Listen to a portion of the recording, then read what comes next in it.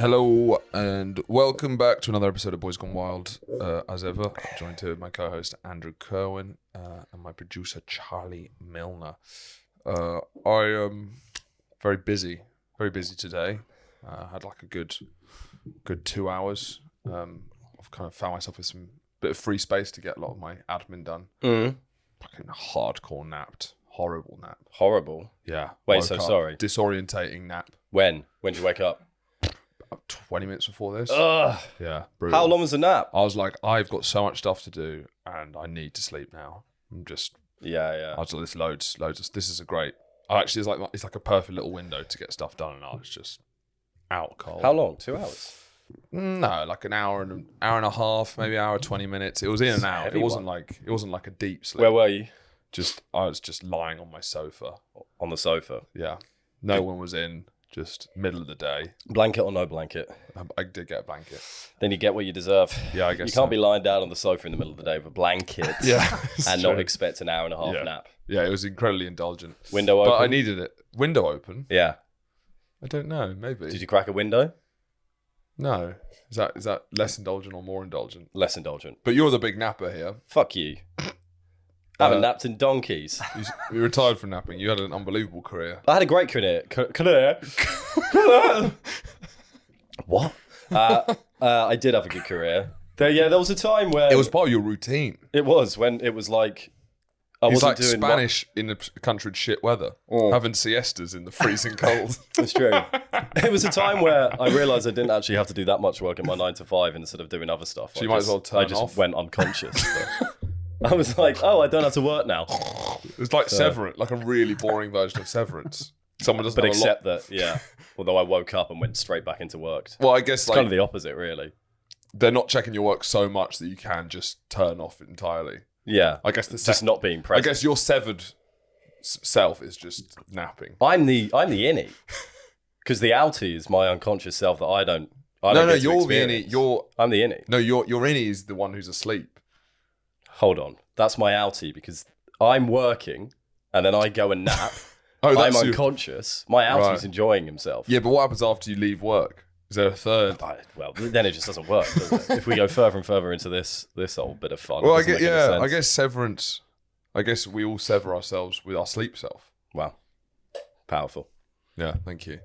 I guess we do. We clock off from being conscious. So really, yeah, we're the innies in the conscious world, and our dream selves are the outies. Yeah. Who are, to be fair, they're actually having the best time, as I've said. Dream self? Yeah. Apart from a friend of the show, Sam Ely, who has really made me laugh, has had a nightmare every night for the last 7 years. Do you believe him? Yeah. Well, I got him to write them down, and he wrote Monday through Sunday, he wrote down, and the array of horrors. Like it would go from like a social anxiety dream, quite a classic one, quite based in like to pants falling down, to man with axe chases me down street. He's a neurotic guy, and then I asked him like, is that awful? He just like, I genuinely don't really have anything else to compare it to. Yeah. Well, if it's been that for 7 years, it's just every dream he's ever had basically is for always the last, like 7, at least a bit terrifying. Yeah, it's always filled with a deep sense of dread and horror. I don't think I could do that, you know. And if you're a severed version, then it's just fucking awful. Just back here again. Yeah, there's just something really funny about consistent having nightmares. A bad time every time you go to sleep. It's just really funny, right? night. The horror. Yeah, there's no respite, is there at all? Even when you're unconscious, things are going pretty terrible. Yeah, see you in the morning. How'd you sleep? Yeah, same as always. I met a girl at a party on last Friday who documents every single one of her dreams. One of those ones. For 14 years she has. She was actually with your guy, Joe. She was hanging out with him. Molly. From the bridge. Molly, yeah. You've spoken to her about this? No. She has written over 100,000 words over 14 years and it's been pretty consistent, pretty much. On a laptop or on a Notes notepad? app. On Notes app. Oh. I know. But you're a very old school guy when it comes to note taking. Yeah, you've got to be using a pen. It's one of your most conservative opinions. I can't think of anything worse than over how many thousand words? 100,000. 100,000 words on a notes app. I mean, it is over 14 years. It's not, it's not one I sitting. know. Yeah. This is just remembering 14 years of it in one sitting. But you accumulate that time. Right, hold on. What was Night one? Fuck, what was that? It's one way to do it. Yeah, I mean, if I was trying to remember a dream from 14 years ago, I'm fucked. Probably wouldn't go well. That's a hot take. No, but imagine the amount of fucking writing stuff on a notes app is just the worst thing. Or like lots of my ideas go to fucking nothing because I can't be bothered to get my notes app out. This is why you weren't invited to the party, Andrew. Would you like to write all of your dreams down then? I like the idea of it. But you're not going to do it because of the practicality. I'd like the idea of going to the gym every day, doing a diary, eating like veggies all the time. It's just like you got to pick. I can do 3 of those things. Well, I think I have another list. It's not. I did said 3 things and then said I could do 3 of those. But what's she getting from it? Is she getting? She's reconquered her dreams, which I have heard is a thing. You heard about this? No. Where if you immediately write your dreams as soon as you wake up, and constantly, it means that one, you remember them much better because you're like training that muscle. Yeah. And it means you can take a bit more control once you're in your dreams. Maybe it's more like the lucid dream. Lucid dreaming. Yeah, well, you know about lucid dreaming stuff. Yeah. What you said? Yeah, like. Well, because I'm not a fucking idiot. Well, because I just brought it up. Yeah. No, but I mean, like, yeah. Have you been following people who are in the lucid dream community? No, I'm not. No. Are you a lucid dream head? I know what lucid dreaming is. Yeah. It's a step towards I know one guy who's got super into lucid dreaming. He used to be a comic, quit comedy, got into being a lucid dreamer. How much money is he making from that? Not much. Yeah. But he is. It's a quite small community. So So what you do? Do you know what lucid dreaming is, Charlie? All right. Well, we won't talk about it. Yeah. Fuck it. We'll fuck it off then. Thanks, Charlie. I'm trying to do a fucking podcast. Clearly, everyone. Basically, I was trying to get in to explain lucid dreaming. But everyone knows what lucid dreaming is. What is lucid dreaming? It's when you can take control of your dreams. No. Okay. Put the simply, actual act of lucid dreaming is during the middle of your sleep, you half awake go over and start drawing. But that's the process to get to a lucid dream. Oh, right. So that you're talking about how to achieve the end result. How to achieve it, right? Yeah. A lucid dream practitioner. I half because we discussed this. I think in the morning, if I wake up and I'm half asleep and I go back into a dream and I'm kind of half awake, I feel like I've done a bit of lucid dreaming. Yeah. I guess there's levels to it. Yeah. So this guy who's got too into lucid dreaming, I think his name's Dave Green.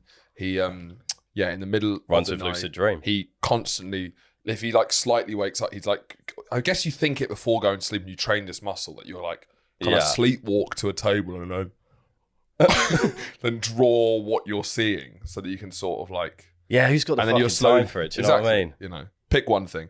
But I do think writing down your dreams would be better if you did. I have been sleeping better in general though. But I have been, and I hate to say it, I don't want this to be clipped up and used on TikTok as an advertisement, but I have been mouth taping. Do you mouth tape? Have you? Yeah. Nah, I sleep fine. Yeah, fair enough. Further questions. What is mouth tape meant to do? It's a bit grotesque, mouth taping. Why? Well, it really hurts my moustache. A lot of people are like, well, it's really hard to do with the moustache. It is. Yeah, I can imagine. And I think the pros. What's the main point of it? It's just breathe out your nose and sleep better. It's really funny because do you not get inundated with ads for it on TikTok? I've seen a bit, but I haven't seen loads. It's constant, right? But the ridiculous ads they do is it'll be someone with the worst chin ever. Yeah. And then they use mouth tape. So they use you. How do they put you in an ad? That doesn't make sense. How does that work? It wasn't me. It was so they put. Wow, these ads are getting so personalised. They put the actual picture of you on there. I said the worst chin ever. Yeah, not the best chin. Oh, sorry, I misheard. Go on. Yeah, so right. A lot of it, how they're trying to sell it, is stop being a mouth breather. Right. So what is that? Yeah. Do you know what is that? Was that like a 70s insult? Yeah. My mum calls people mouth breathers. It is annoying when you encounter one. No, but mouth breathing, yeah. So Cole Palmer is a massive mouth breather. Right. And it's normally, if you just don't breathe through your nose.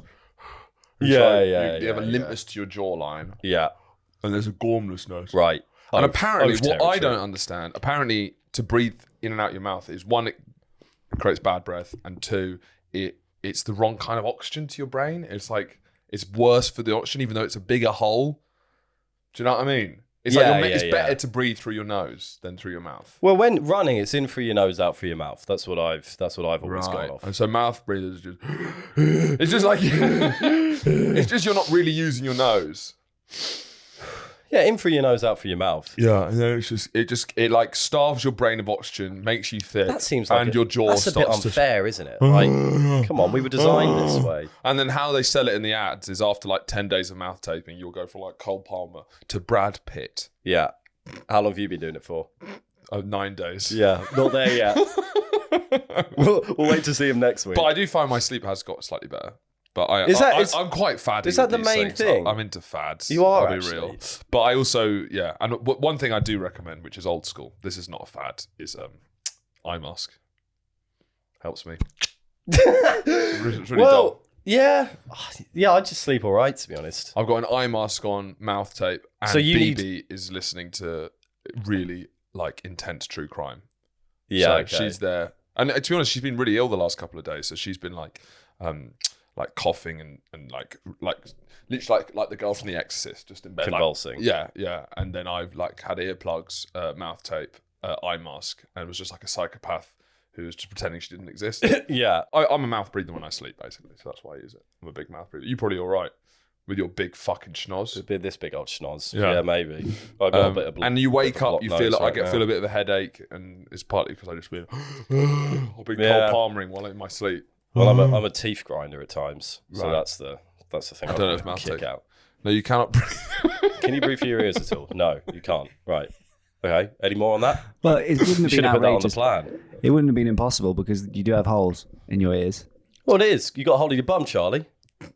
You breathe through that? Well, I don't know. Yeah. Not every hole allows you to just breathe through it. That's not how the respiratory system works. Yeah. That's what you say. Tell him. No, I've got this fucking cold that's going around, and it's pissing me off. It's like, You seem grouchy today. yeah, it's the blot. If you give me a blot nose, give me some heads to bang. Done. Oh, sorry. Right. Oh yeah, you've already got one actually. Fucking idiot. Yeah, no, got a bit of this. You know, you can hear it, can't you? You can't hear that. Yeah, a little bit. Yeah. Sound a bit dumb. You sound like a bit moaning. You sound like moaning Myrtle. Moaning Myrtle. Oh, hey, Mr. Potter. Yeah. How have you been this week then? Yeah, You're back to the grindstone. back to the hustle grind. The sabbatical's over. You've been given your chance to research your special interest topipic. Yeah. And now you're What was back it? Like Roman pots in the London area. Thesis to be published shortly, hopefully. You never know, though. Yeah. Yeah, no, I've been back. No, it's just like, you know, when it rains, it pours. Back to work, ill straight away. It's just because that's just Out the gate. Out the gate, yeah. Got ill on Sunday night. Right. Do you think it's maybe a body response? Often it is. Psychosomatic It's sort like, of thing? oh, right, back to normal. Normal is ill. Normal's ill, I guess. I think partly it's like, you know, Yeah. my nose is blocking out the work. Right. Okay, that's good. Do you know what I mean? Right. The work's trying to get in through my nose. Yeah. And I mean, it's a hole. it's a hole. Yeah. Look, You you don't wanna can do breathe the- through that one. What's your quality of work been like since you come back? You know what? It's been surprisingly strong. I'm not going to come out here and fucking Like, pretend down. you're a cool guy. Who Yeah, does pretend not work. I don't bang financial crime because I do. I really do. So, you know, if you want me to come on here and lie, I'm not going to fucking do it. I've come out, you know what, I was startled out the gates. Like, look, you can take the investigator out of work, but you can't take the investigator out of the man. Yeah, that kind of works. And your nose is no longer blocked. I'm cured. Give me all of it. Go on, Yeah, go Charlie. on. Do you ever see any of the kind of mug shots of any of the guys you bust? All the for every single review I do, yeah. 'cause Mugshot. You've got to look at when you open an Does it make account you feel with like- this with X Bank, you've Yeah, got you to feel say, like a big man when you Does it feel like put that these you're in the guys away. bill? yeah, you know, so just cleaning another rat off the street, really. Yeah, no, because when you open an account with these different banks that you've got now, Yeah. you've got to go, hi, my name's Pete. I do see Right. the people I bang up, and Does it it- feels pretty good. Does it actually, yeah, does it give you some sort of I'll like... tell a fun story in the Patreon about one of them. Yep. I won't do it on here, though, but Wow, that's a teaser of everything. advertising. That's why they give me the fucking money. Yeah, subscribe to the Patreon. You can find out all about it. We started this podcast with quite a bleak mood. Well. Yeah, it sort of feels like nothing's ever going to go our way. Well, can you do a Russell Howard's good news sort of, look, this is all bad, but There's always a silver lining. what's your Russell Howard's good news? You got any good news, Charlie? No, I'm asking you. What give us something to be positive about. The Masters is starting on Thursday. That's good.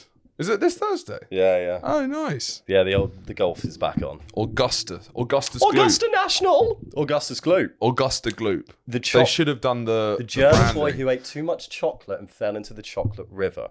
The golf, the Masters, how are we bringing them together? Oh, right. Sorry, I thought, yeah. I wasn't just like, for the people at home who aren't aware of Augustus Gloop. Well, a bit of branding. I guess Augusta, their kind of main demographic is rich white men, so it's normally like Rolex is the big thing. Yeah. And the advertising is actually some of the richest advertising I've really seen. Yeah. So I think Augustus Gloop chocolate is probably not, it's probably hard to connect Well, it's a bit, that it could from be a branding like perspective. Tony's Unless chocolate. Augustus Gloop has a Rolex on. And so it's like... Yeah, but then you wouldn't want a Rolex, would you? Yeah, I'm not saying it's good. Gloops, you're not dripping yourself out in gloop, are you? Gloops, What are you wearing? He's stuck. He's stuck. And then you zoom in and he's got a Rolex. And it says Rolex. Well, it could be that as never- he's drowning in the chocolate, he sticks his hand up and there's the Rolex on his arm, and then someone else takes that Rolex and it goes away from gloop. Yeah?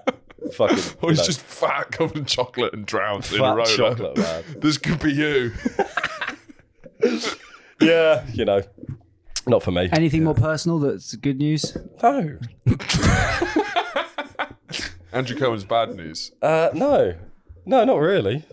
Personal. I mean, how often does Like good little- news come like a around? little You know what I mean? Let's be honest. Like, what newsworthy good news isn't exactly a regularity in this world, is it? My actually, it's been quite bad, to be honest. My permanent retainer fell out when I was eating a slice of pizza. Well, it's meant to be in for life. Yeah. You know, on the back of her car. I didn't know you had a permanent one. Yeah, I've got a big old metal schnoz behind my teeth. Oh. Well, I don't anymore. Well, you're finally not a dweeb. Well, I do now, actually. Oh, right. So if only for a day you stopped being a high school A high dork. school, like with a big neck kind of thing. With I wish someone nails went in to my our school head. with one of those. That'd Yeah, be me good. too. I would have been horrible. You would have been the guy to have it. To be Yeah, honest.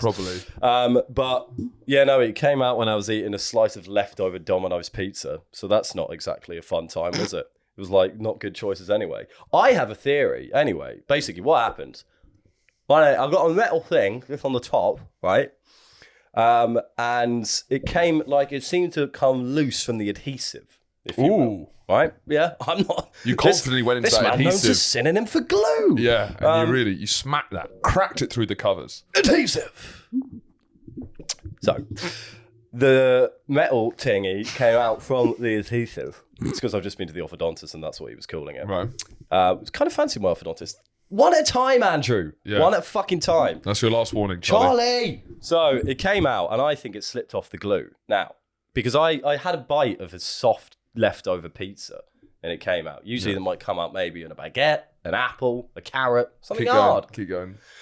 A potato, uncooked, crisps. Right, let's do 5 minutes more. Stay at the top watch. I can't think of any more hard foods. Name a hard food. Salmon. No. What? Uncooked. That's the softest food going. I know. Raw rice. Onion. Raw rice. No, yeah. it has to be cooked. Has to be cooked. Okay. Well, it doesn't have to be cooked. It has to be Onion. edible. Onion. Freshly born banana. It's completely non-ripe. You guys are saying the softest foods in the world. You guys have just said the two of the softest foods in the world. Anyway, it was a soft slice of pizza. Bone. Then came Chicken out. bone. Peanut brittle. Chicken bone. What? Peanut brittle. Chicken That's the bone. hardest food. Chicken bone? You don't eat it. Nougat. Hard nougat. Nougat. Yeah. Cucumber. Cucumber. Fine. We've had an acceptable answer from one of you two. Dime bar. Yeah, or curly whirly. We're done. Yeah, we're done. It was a soft. We've got the point across. The piece of metal came out. I think it had clearly come loose from the adhesive. Now, Right. it was sticking out and it was hitting my tongue. And I was just about to have lunch. And I can be a hothead in these situations because I was like, I'm absolutely not having my fucking lunch with this sticking And out. nothing gets between Andrew Nothing Cohen gets and his between lunch. me and my lunch. So I basically ripped the rest out. Right. You shouldn't have done that. Shouldn't have done that. Would have saved me about £200. Right. Because you probably could have just If I kept it in there, they could have like stuck it back Fine, down. But fine. I went, I'm about to have my fucking lunch. I'm ripping the whole cunt off. Right. It was also because it was sticking into my tongue, and I spoke a bit, and I was like, well, I'm not going like a week. It's kind of fair. It's kind of fair, but it did cost me £350 to get this replaced. It just went up in price. You said £200. What was the actual price? You know what? I actually did some quick maths on there because it would have cost something to get it repaired in the first place. So you've just made yourself look like a mug. Fair enough. Fair enough. Probably about £100. Okay. Around £150 to get that. That is quick math. That's why he's so good at his job. That's why I'm so good at my job. So That's good why at busting crooks. That's busting crooks and shagging MILFs. mouths.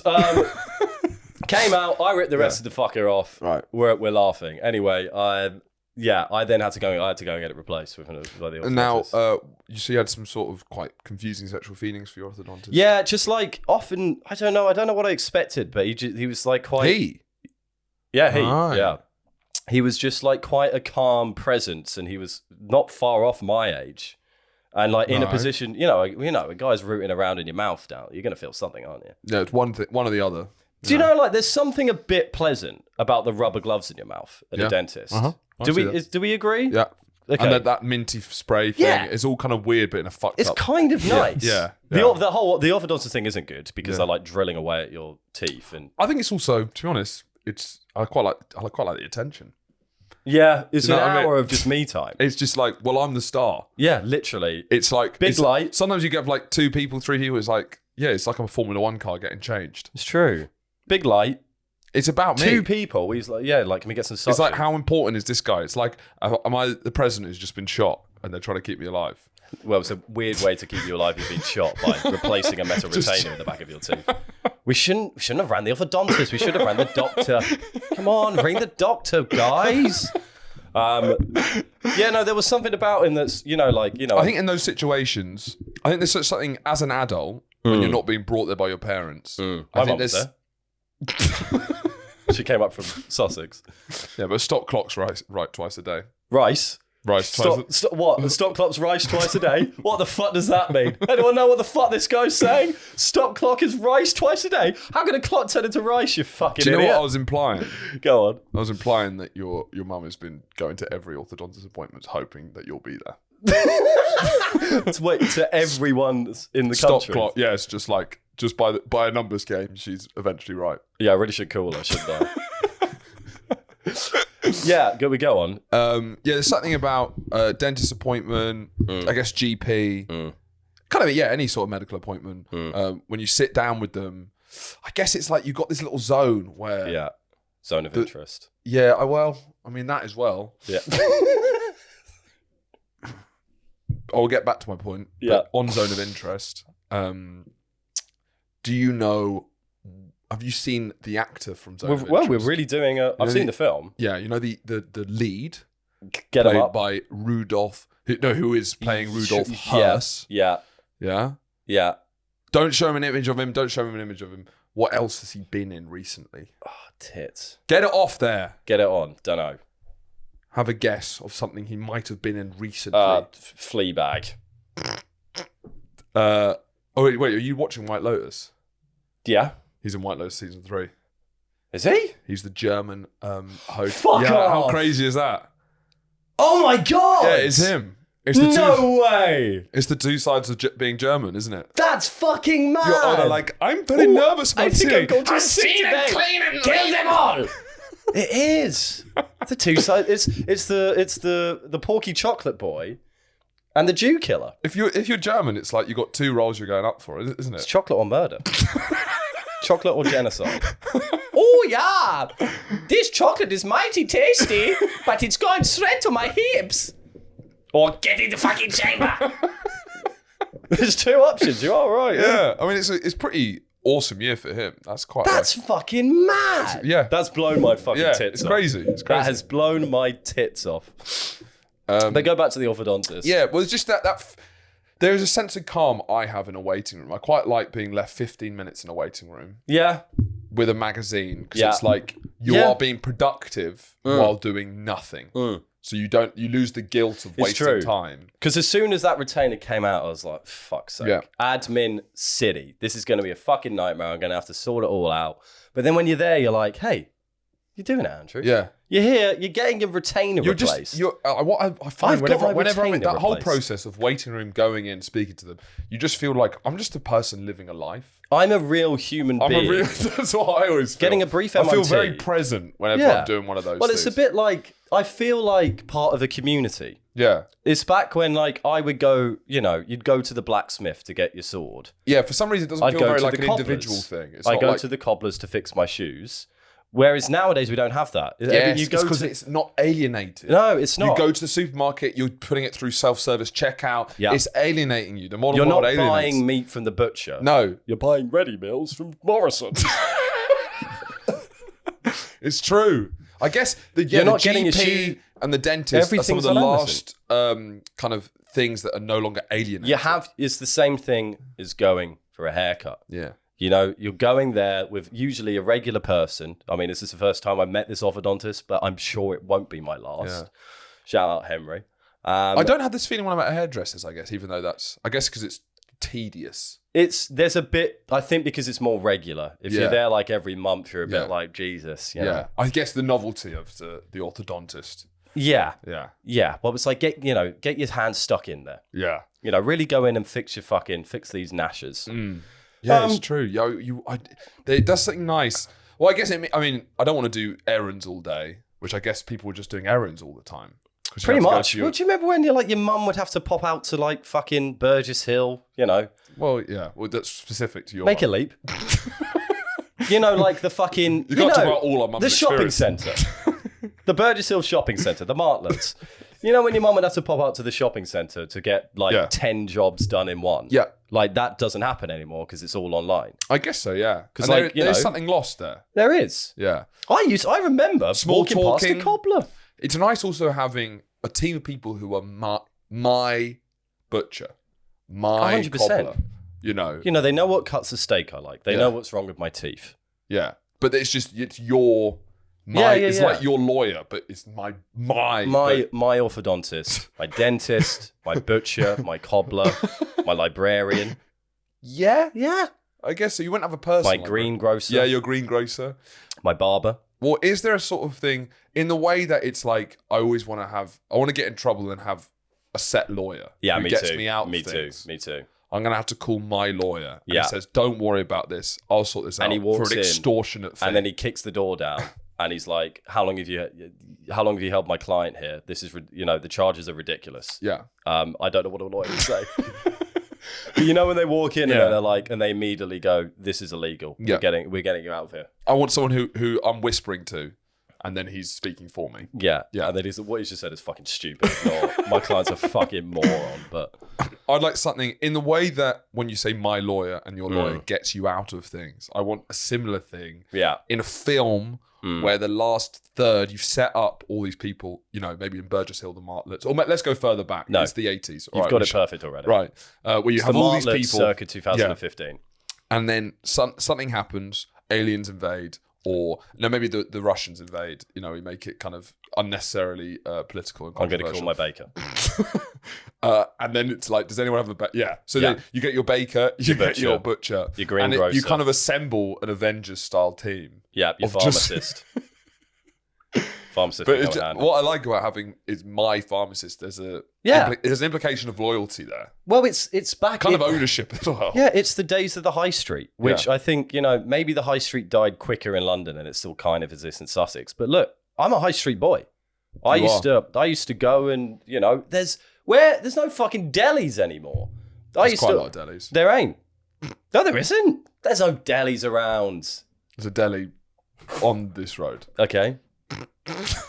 Not a deli near me. I could there's run to a deli from here in 1 minute and a half. Just because there's one near here. Just because there's one near here doesn't mean there's ones everywhere. Well, there's one near you, not around everyone. There's not one near me. Well, you live near me. Can we call it early? How long have we done? Is it 50 minutes? Because I'm done. There's not enough delis around, like proper fucking delis. I bet that's not a deli. Which deli are you talking about? What does it sell? To be fair, there are quite a lot of delis. There are a lot of delis. I was talking to someone else and they were like, there aren't any delis. You're right. Who are you talking to? Do I know them? Yeah. Who? I can't remember who it was. But Because it depends who they were.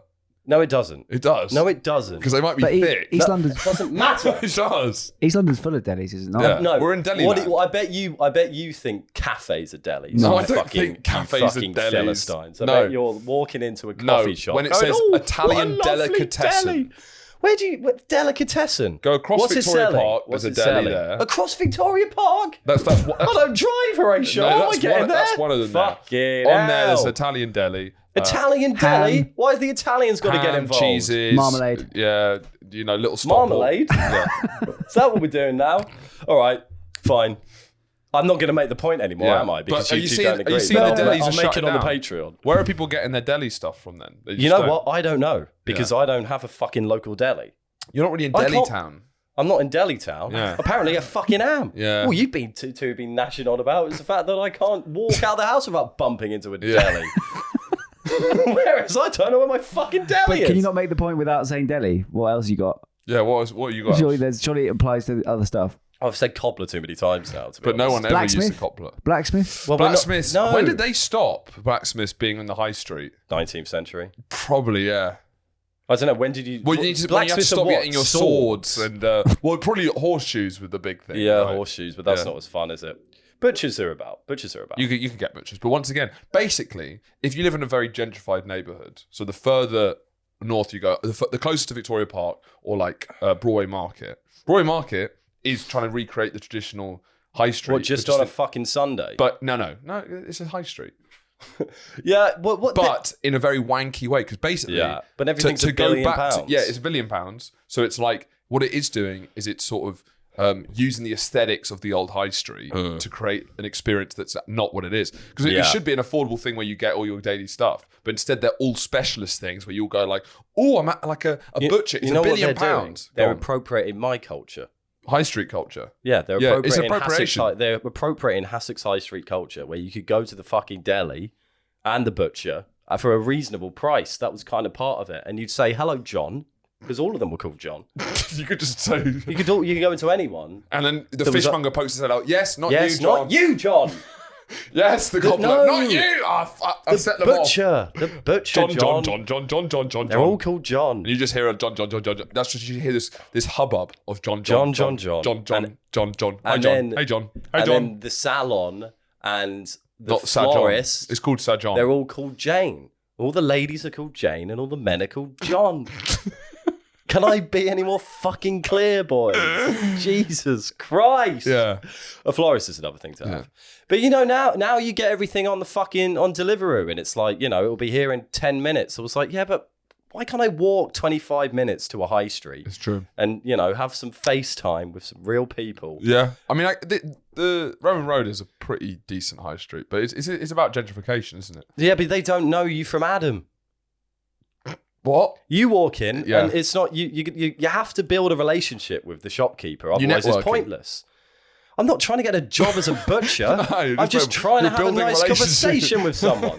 You never know where this economy's going to go. Maybe we do need to look elsewhere. I think the thing is the joy of a high street is basically a luxury now. And yeah, it is. Yeah.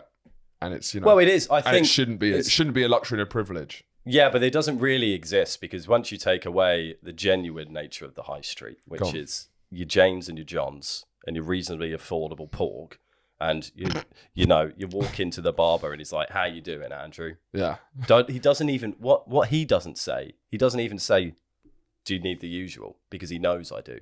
I just Right. sit in the chair and he says, "How are the kids?" I say, "I Right. don't have any." You don't know Doesn't me know you that that well. You don't know me that well, mate. Fucking hell. And then we move on. Yeah. That's where the magic is, and you can't recreate that by putting a couple of fancy fucking awnings and one of those like fucking things you put outside a shop. What are the things? The little twisty things. No, that's a barber's. No, like just a fucking roof. It's like a roof. What's like a roof, but This is a posh gay man saying goodbye. what's a what's the things? No, not them. Outside a shop, you'll have I'm there. You'll have a Right. thing maybe to protect you from the rain. Oh, like an. I said I don't know awning. what. Is it an awning? Yeah, that. What's Right. that? Yeah. What is that? I said awning, but I thought I was wrong. Right. Yeah. Go on. You can't have those, and you know, Yeah. You can't have like stripy awnings and fancy awnings aren't going to recreate the magic of Hassocks High Street in London. What you want is you want independent retailers. What's good about this high street is there's a weird amount of independent retailers compared to the trend.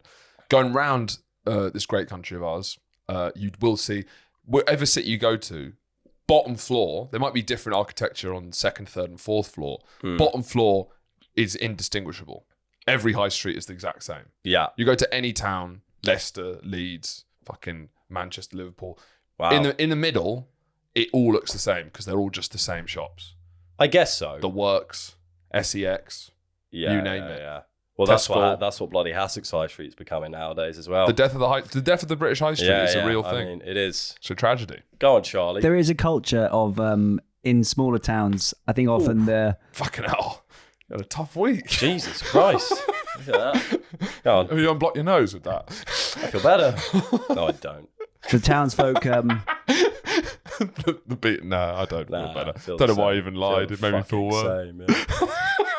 Kid myself for a minute. Go on, Chaz. Come on. The townsfolk will rally together, and for example, where I'm from, there's a pharmacist. Where I'm from, there's Oxford. a pharmacist. Oxfordshire, West Oxfordshire. There's a pharmacist who has been there for sort of 3 generations, and I think a Boots was going to come in there to replace him. Yeah. It's not quite the same because it's not online shopping but it's still kind of big boys versus the old men. Chain versus the independent store. And the town sort of ousted Boots, and the same thing happened with Pitchforks. Costa. Yeah, kind of lynched him. Essentially, chased Boots out of town. Killed him. And are you imagining Boots as an individual person here? No, Dr. Boots very sends... confusing. No, I think Dr. Boots sends one of his... cronies, and then his head is sent back to Dr. Boots. What's the name of one of Dr. Boots' cronies? Samuel Smith. Sandals. Boots. Sandals. Sam Sandals. Yeah, I right, swap chairs. That's what I imagine Mr. Boots is. That's what Mr. Boots is, but he sent one of his cronies saying, I feel it's a bit hold on. I feel it's a bit confusing to think that Mr. Boots is the Monopoly man.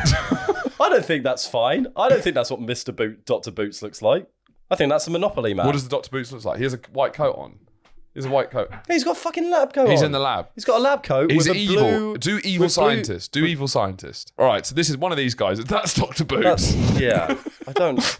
There's something off about him. But anyway, we could do it he sends one of his cronies to the arse end of nowhere where you live in West Oxfordshire, right? To Nurse go, Bros. Yeah, they go like, Heels. there's still an independent pharmacy here. But go now. Okay, my lord. And then they run, and then the townsfolk chop his head off. And who? The townsfolk chop the crony, and they send it back to Dr. Boots in the post, saying, "We don't want none of your modern medicine. We're fine with a couple of paracetamols and some beer.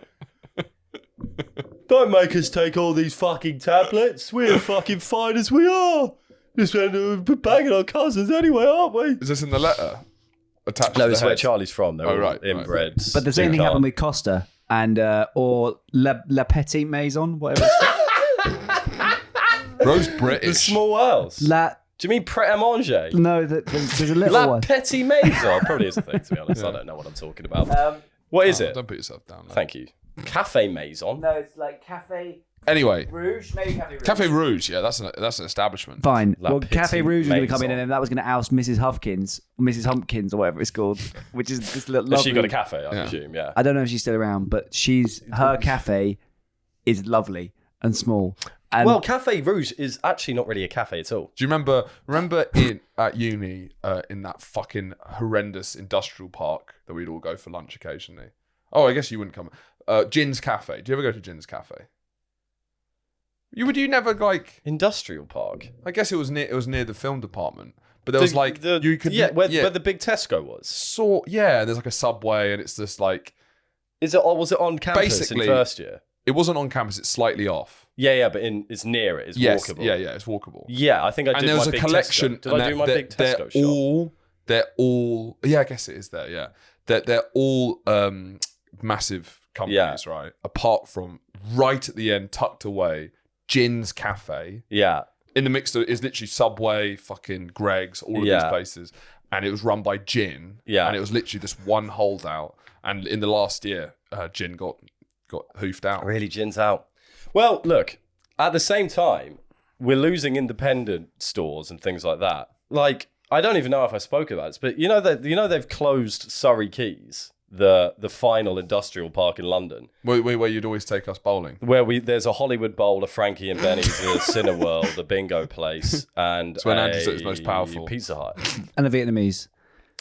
Yeah, but that shouldn't really be there. Yeah, come on. This is for divorced dads who don't know what to do with their children. Exactly. They're not giving your kids a pho on the weekend. Like, give them a fucking pizza. Do you want a pho? No. It's do you want to go to an American diner chain? Yes.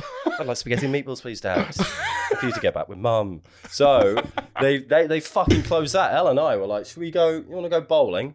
Both of you together, or did you suggest this? Elle suggested it, actually. Okay. Elle loves a bit of bowling. Stockholm syndrome. Go on. It's every time she sees me smile. So she went, let's go bowling. I was like, well, I wonder where we'll go bowling. Of course, it's the joke. It's the joke. Yeah, it's laughable because if you're going anywhere, it's Surrey Keys. Right. Yeah, they've closed the whole fucking thing down. The whole thing. So no more anything because of the new luxury flats there. Right. So even the non-independent stores are getting capitalized. Even the chains. Yeah. So now, like, genuinely, bowling is now a dying game in London because all-star lanes have a monopoly over it. Right. Here we go. What do you think of All-Star Lanes as a company? Here we go. Should we say this to the patrons? Is this going to be too spicy? Go fuck yourself, All-Star Lanes. All right, okay. You are making... It's like, when monopolies aren't always a bad thing in certain economic industries for various reasons. Bowling does not need to be a monopolized industry. Yeah. And what they have done with their monopoly is absolutely fucking disgraceful. On a weekend, you can book one game of bowling, but you have to have dinner there. You have to have dinner at certain periods. You're allowed one game of bowling, which they give you 20... I'm not hungry, mister. I don't want your burgers. Well, you gotta have them. You gotta have your burgers. Well, you can't bowl, can you? I want to bowl. I want to bowl for more than... I'm so full. You're gonna have a fucking burger. Now you can't. How much are the burgers? 30 quid? 30 quid a fucking burger or something? No, it's not. 35 that's sensationalism. £35.70 burger. £35.70 for a burger. On like peak times, you can't book more than one game and you're allowed 20 minutes for that one game. That's not a lot of bowling. 20 minutes. And how much time are you eating? And you have to eat there as well. So you can go on like non-peak times and then you're allowed... But you can only book it in one... Menu. How much is the burger? Let's just see how far Andrew was off before we carry on.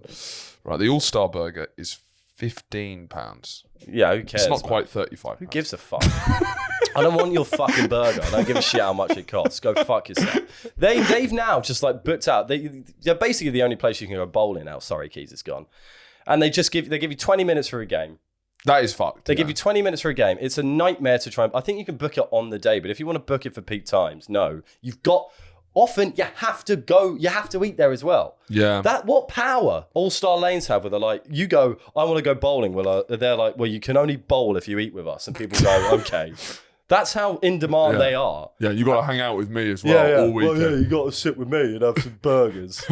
Well, you want to bowl? Well, you got to eat a burger then. I don't want to eat a burger. I want to bowl. Yeah, but if you want to bowl, you've got to have a burger. Well, can't I just bowl without the burger? No, you can only bowl if you eat the burger. What do you mean? I just want to throw a ball at some... Can I not just do that and then leave? You can if you have a burger. You can. Well, can I have a burger without bowling? Yeah. So I always have... So if I enter your establishment, I have to have a burger. Yeah. But you're called All-Star Lanes, bowling lanes. Yeah. But you got to have a burger if you want to bowl in. Fuck off. Now, you went bowling in the City of Angels, didn't you? Los Angeles. I did.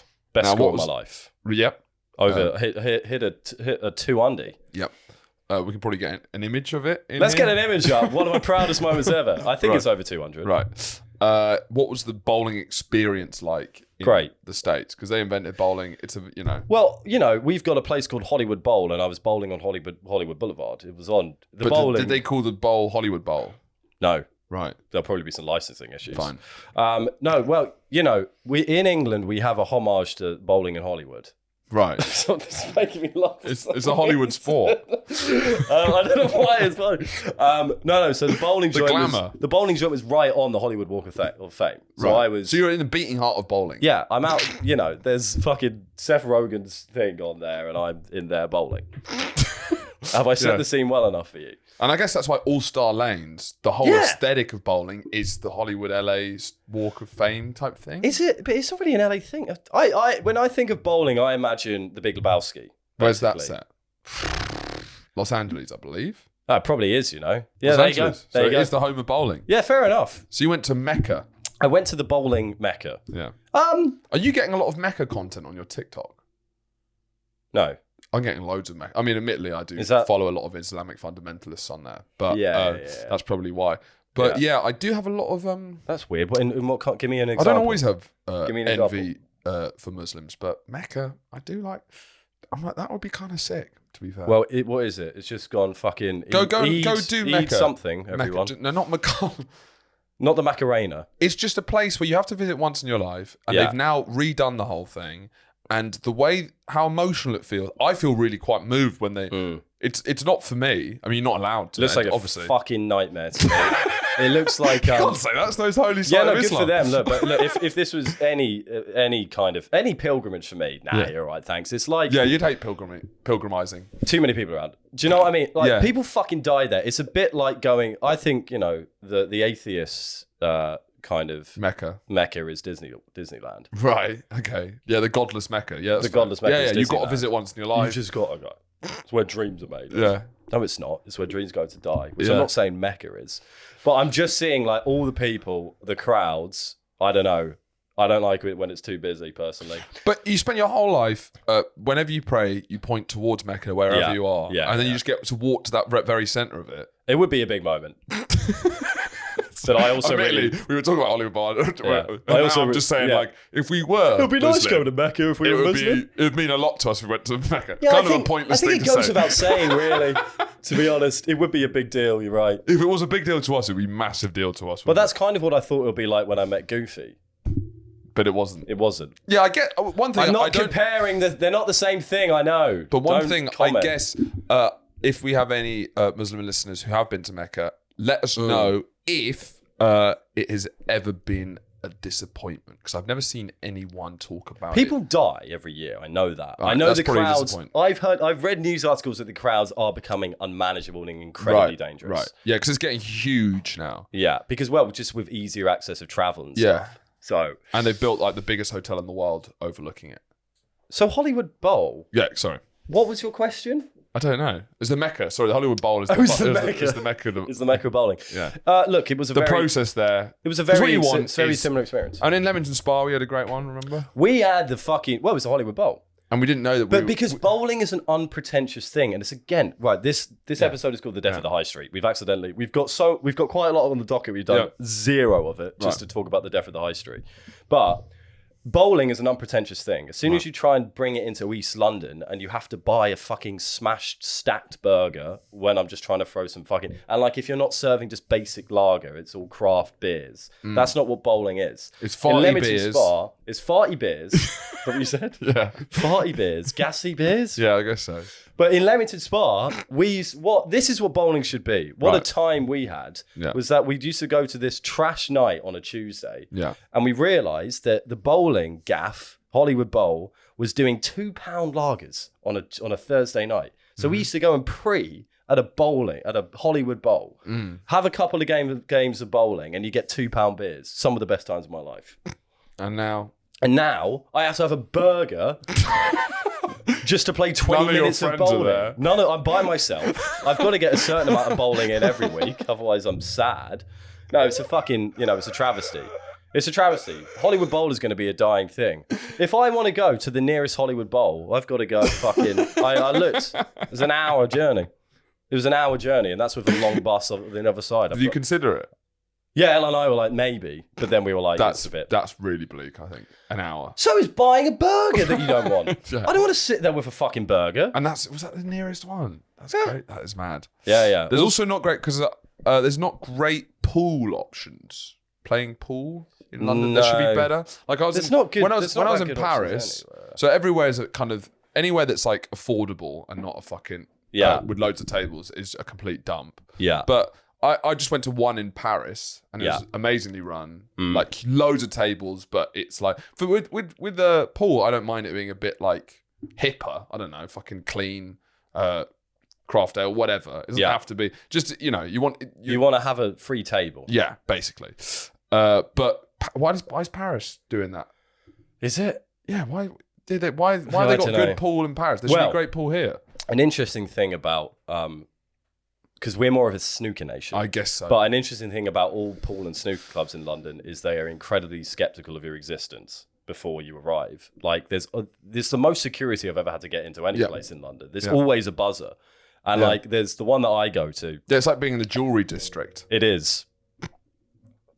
You know, in Uncut Gems? Yeah, I do. Yeah. But there was everywhere in the one I'm a part of, everywhere is just like, please don't do drugs. Don't do drugs. And there's like, all the signs are from like the 80s and they still got so much old shit up. Shit used to go down in the snooker clubs where gangsters used to hang out. Yeah. That's why you got a buzz to get in. Right. So I think part of it is London was trying to cut down on the amount of snooker and pool clubs because that's where all the fucking deals were going down. Opium of the masses. Yeah. But I still have not seen a better pool hall in London. There's that one in St Pancras. Have you been there? Is that good? Didn't we go together? Is it good? Yeah, it is. Is it better than the one in Leamington Spa? Remember the one above that pub? Where you walk up? That was awesome. Yeah, I think it was on par. Well, the snooker gaff that I go to is good. It's good, but it's in Upton Park, I guess. It isn't. Well, that's, it's not too far away from either of us, actually. Yeah, I guess so. Yeah, it's 20 minutes. Yeah, but the problem with that is it's too serious. Like, okay, if you're going there to play snooker, it's not... Oh, yeah. You're a very vocal pool player. Yeah, there's not enough casual pool halls which you can get just on a whim with casual players. Yeah, you all hang around a table. It's just a bit too legit. There's some good snooker halls, but it's too legit, basically. Yeah, I can agree. This is almost lazy podcasting because it's just it's gold dust. Can you go on the topics, please? Can we go on the Wikipedia? I got shown this morning actually, and I didn't even read through it. So maybe it's too good to be true, but I kind of saved it to properly read it now. This is the North American Man-Boy Love Association, or Nambla. How do you say that? Nambla? Put together? Nambla. And it's got a graphically designed logo, wouldn't you say? Yep. Right. It's certainly designed. Do you want to read that for us out loud? The North American Man/Boy Love Association is a paedophilia and pederasty. Yeah. Pederasty advocacy organization in the United States. It works to abolish age of consent laws. Their logo is far too jovial for what they're fucking doing. It works to abolish age of consent laws, criminalizing adult sexual involvement with minors, and campaigns for the release of men who've been in jail for sexual misconduct. Now look, on this podcast, we have at least dived into the paedophile side of the argument. We've at least tried to understand. Oh my God, save that. Yeah. Save the founder. We have tried to at least understand and maybe, in a sense, try and think of some ways to help everyone involved in the situation. These blokes are just going, we should be able to bang anyone, shouldn't we, really? I just think the specifics of having this feels so taboo, but to have an official group, but it's also... with a logo. When the logo, I want to see the email exchange or even the discussion when they're changing the logo. Yeah. They'll have a first draft. The graphic designer will go, what do you want it to look like? I'm just not really sure it communicates what we're trying to achieve here, right? Yeah, I like a nice kind of blue and a purple. Yeah, because, it's nice. We're advocating paedophiles, but it's about bringing everyone into the conversation. Yeah, it needs to be inclusive. Exactly. We're not trying to alienate people. It's a very divisive topic. In some ways, it's one of the most inclusive. It's quite non-judgmental. It's certainly not a group. Look, I think it's probably not difficult to become a member of that group.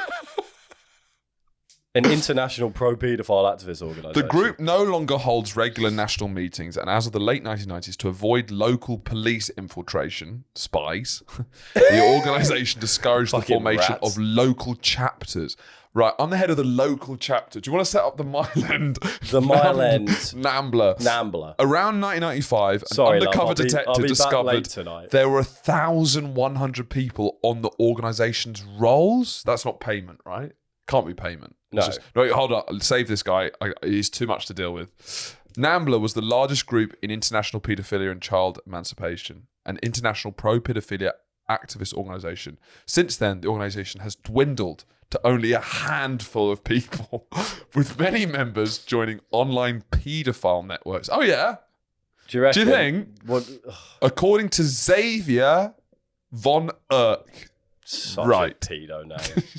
Director of Operations. Xavier Bang Kid, more like. Oh, he's the anti-paedophile organisation. At the anti-paedophile organisation Perverted Justice. Oh, what? Don't Wait, call hold it on. that. What? Wait.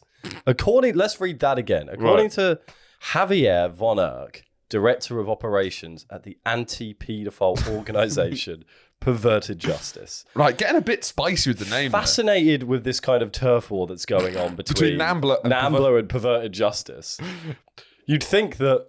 Why? Go on, keep reading. Let's go to the founder. David Thorstad was an American political activist who co-founded or ran a number of homosexual rights groups following the Stonewall riots, including a former president of New York Gay Activists Alliance. He later engaged in paedophilia. It was a great start. Stop there. Recently died, only recently. He took it a step too far, didn't he? Yeah. Thorstad describes himself as a bisexual pederast. What's a pederast? I reckon pederast would be the more socially acceptable term that they'd use rather than nonce. No, because this is Wikipedia. Yeah. Yeah. Oh, describe yourself. Hold on. Yeah. No, I'll tell you what it is. I think it's just the boy. Between a man and a boy. Right. So it's gay paedophilia. But how can you be a bisexual pederast then? You can't. Yeah, interesting. And he's bisexual and a pederast. And atheist. A recovered Pentecostal. Okay, let's hear this. Well, if you're recovered from Pentecostalism, which is just a branch of Protestantism. This is such a mad argument. I am a current paedophile, but I'm a recovered Pentecostal who has never been charged with violating any sex laws. Thorstad claimed that pederasty is probably historically the most common form of homosexuality in Western culture, as well as many other cultures, and that child abuse hysteria is an industry of insanity aimed at homosexuals. Interesting. Plays on the impression people have always had of homosexuals as being child molesters. You're not helping. I'd say the impression homosexuals have as child molesters. That's a very confusing sentence. Helping. He's saying, like, I want to bang kids. Can you guys stop calling gay people child molesters? What do you mean? Well, yeah, you think we're all child molesters, don't you? Because we're gay. Because we're bang. And also, on that note, can I bang a boy, please? So what's all this child abuse hysteria? I'm just banging a boy. I'm gay and I'm banging a boy. He described opposition to Nambla as similar to one waged by lesbian feminists who jumped right on the bandwagon of what he called the anti-gay male child pornography scare. According to The Advocate, he also likened being a pederast in the United States to being a Jew in Nazi Germany. And criticised the mainstream LGBT community for its assimilationist approach towards capitalist and heterocentric society. That is fascinating. With the turn of the millennium, Thorstad became a critic of the way in which the sexual liberationist goals of gay politics were replaced by the identity politics that came to dominate the movement. In example, he came to oppose pursuing same-sex marriage and the inclusion of transgender people in the gay rights movement. This guy hasn't got a clue what he believes. He has gone through his whole life going, vehemently believing something, and then 10 years later being like, well, that's fucking gay, isn't it? Wait, I don't understand. Sum up what you just said. He came to oppose same-sex marriage. But is he still a pederast? I don't know. Or is maybe the marriage stuff? But he's also is he going? I think he's going. Stay on that. Yeah. Back up. He's against identity politics. I mean, that's hilarious. So he's anti-woke paedophile. He's an anti-woke paedophile. Well, what a fucking weird old, Does he hate the Kinsey scale, or does he think it's valid?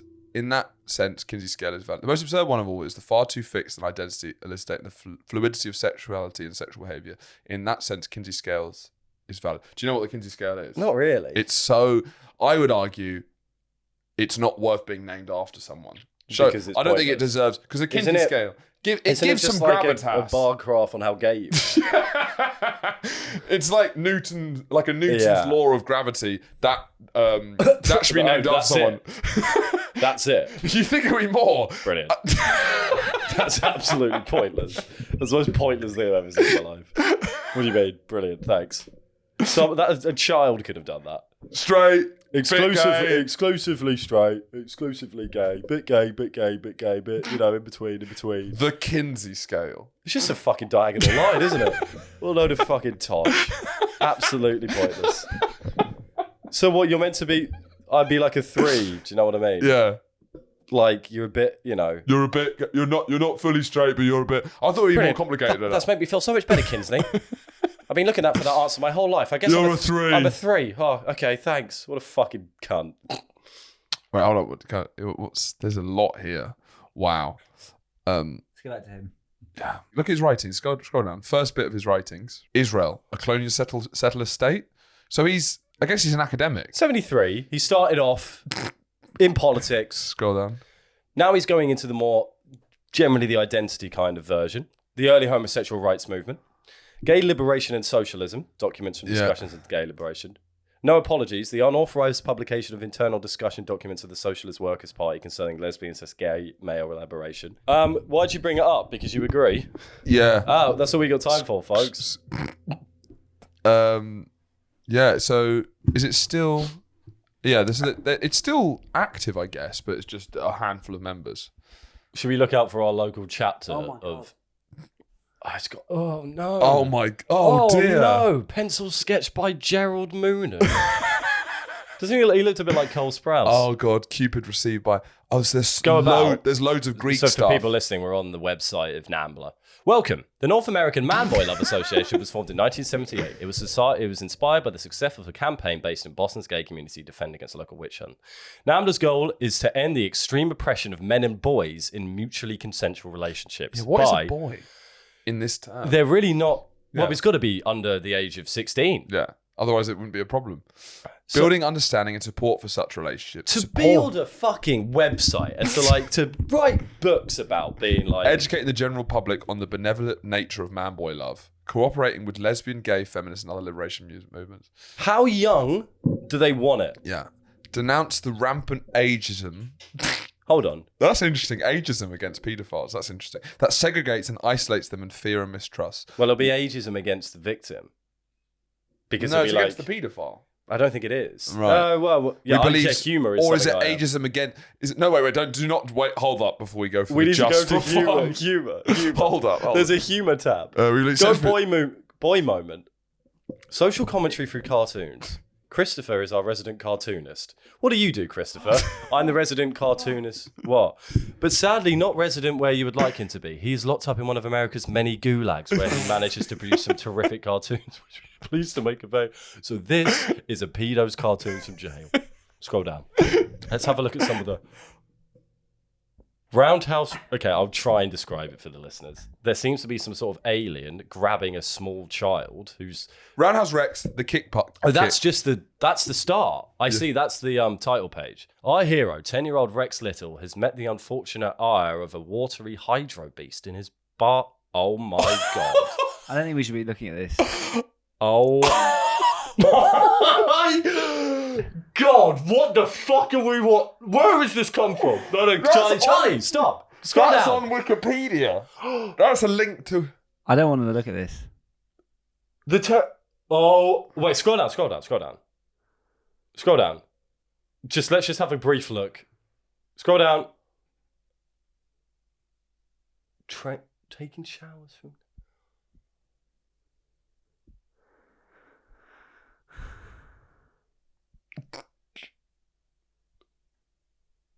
Right, okay, at least there was nothing...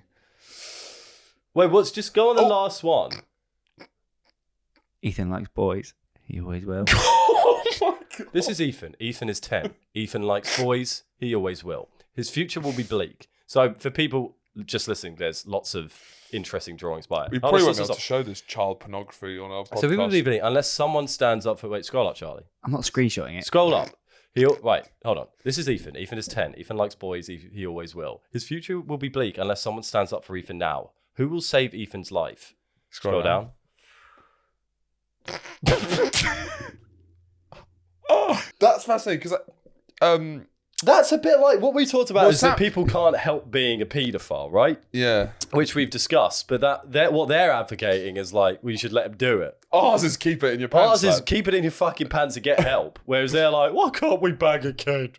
Well, can't we just bang a kid? I'm deleting my history. Well, what's interesting is that so Sam had a stand-up bit about being worried when he was like 10 that he'd be a paedophile because he was attracted to young people at age. He was worried that when he got older he'd still be attracted. He wasn't, but he had that anxiety. He's the guy who has a nightmare every night. He's a neurotic guy. But that's what this is saying.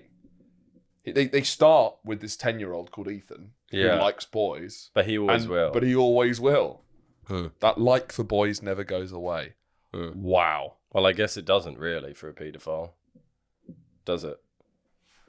Doesn't go away, does it? Charlie, to make sure that the police don't take him away, has written into Google, if anyone's reading this, I'm doing a podcast, not looking at Nambla for fun. Is that trying to get you like a paper trail if someone says... Yeah. If the CIA or something is watching, I don't want to... But then is that not... to be getting but is that not... would that not be a move that a paedophile would do? I'll use this podcast as proof. Well, if you can download 20 terabytes of child pornography, but then just type it on Google, I'm doing this as a joke. Then I'm not really... Right. I think that makes you look more like a pedo. What's he going to write now? We'll finish on this. Seriously. Brilliant. Thanks, Charlie. What a way to end the fucking show. Thanks so much for listening, guys. We're going to go over to the podcast. We'll do some real X-rated stuff over there. Pudding. For pudding. Charlie's pitched this idea that this is the main course and the podcast is pudding. So if you want to, we put the podcast, we put pudding behind a paywall. Whilst we've been doing this, pudding's been in the oven, and we're ready to get the pudding out and put it in front of you on the Patreon. What's pudding? What's the pudding? Another episode. Sticky toffee pudding. Right. A little boy. See you next week. Bye.